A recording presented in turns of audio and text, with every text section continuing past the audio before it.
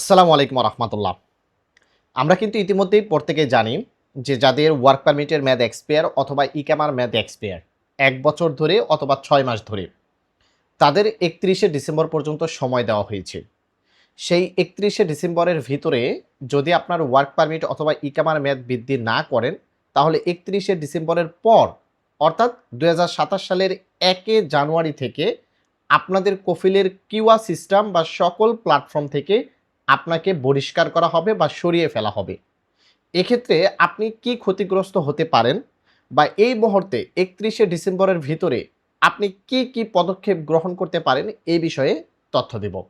দয়া করে সম্পূর্ণ ভিডিওটি দেখার অনুরোধ করতেছি এবং ভিডিওটিকে শেয়ার করে দিবেন। আজকের ভিডিওটা খুবই গুরুত্বপূর্ণ, সৌদি আরব প্রবাসীদের খুবই উপকারে আসবে, তাই প্রত্যেকে সম্পূর্ণ ভিডিওটি ভালো করে বুঝবেন এবং আপনাদের সিদ্ধান্তটা আপনারাই নেবেন। তো আমি আছি আপনাদের সঙ্গে মোহাম্মদ তৌফিক আলী ট্রাভেলসের পক্ষ থেকে সকলকে জানাচ্ছি আন্তরিক শুভেচ্ছা ও অভিনন্দন। পূর্বেই আমি আপনাদেরকে বলেছি যে আজকের ভিডিওর টপিকটা কি। ৩১শে ডিসেম্বর পর্যন্ত আপনাদের সময় দিছে। কাদেরকে সময় দিছে? যাদের ওয়ার্ক পারমিটের মেয়াদ অথবা ইকামার মেয়াদ টানা ১ বছর ধরে এক্সপায়ার তাদেরকে, এবং যারা কোনো একটা কফিলের কাছে কাফালা হয়েছেন, কাফালা হওয়ার পর থেকে আপনি ইকামা বানাননি, তাদের ৬ মাস ধরে ওয়ার্ক পারমিটের মেয়াদ এক্সপায়ার।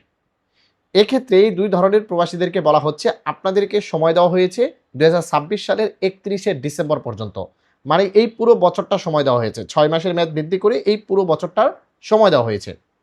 এর ভিতরে যদি আপনি আপনার ওয়ার্ক পারমিটের মেয়াদ বৃদ্ধি না করেন অথবা ইকামা না বানান, এক্ষেত্রে ১ জানুয়ারি ২০২৭ সাল থেকে কিন্তু আপনাকে কফিলের সিস্টেম থেকে সরিয়ে ফেলা হবে। এটা আমরা প্রত্যেকেই জানি।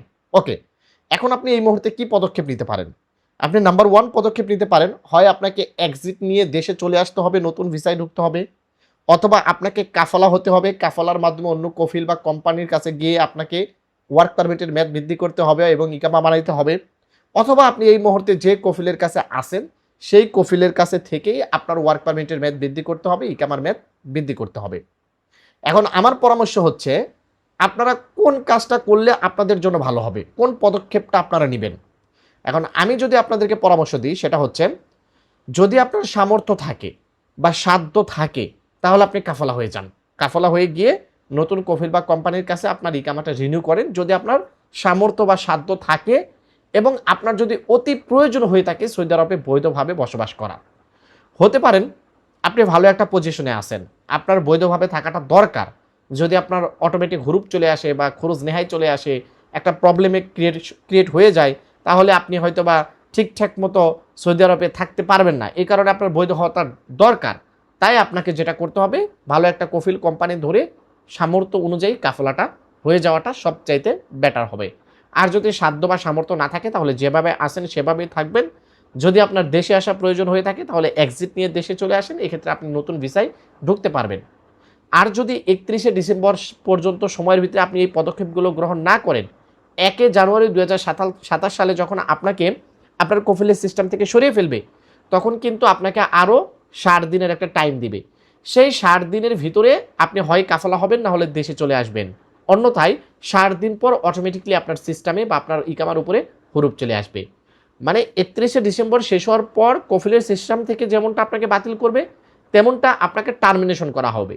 ওই টার্মিনেশনের ৬০ দিনের একটা টাইম দিবে, ওই ৬০ দিনের ভিতরেই আপনাকে হয় কাফালা হতে হবে, না হলে দেশে চলে আসতে হবে। এই হচ্ছে বিষয়। তো আশা করি আপনারা বুঝতে পেরেছেন। যদি ভিডিওটি ভালো লেগে থাকে অবশ্যই ভিডিওটিকে শেয়ার করে দিবেন। তৌফিক আলী ট্রাভেলসের সঙ্গেই থাকবেন। ধন্যবাদ সকলকে। আসসালামু আলাইকুম।